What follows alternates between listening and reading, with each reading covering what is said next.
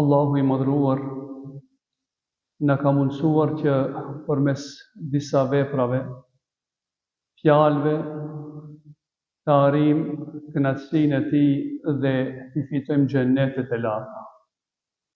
Puna e parë përmes të cilës ne mund të arrijmë fitoren, respektivisht të jemi nga banorët e xhennetit, është thënia e fjalëve Subhanallah, walhamdulillah, wala ilaha illallah, wallahu akbar.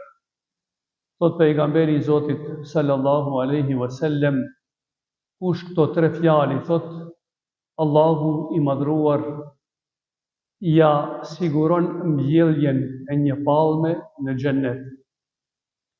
E këtu e kuptojmë se Zoti i madhruar përmes këtyre fjalëve dëshiron që unë edhe ti ta fitojmë xhennetin, të fitojmë të mirat dhe bukuritë e xhennetit.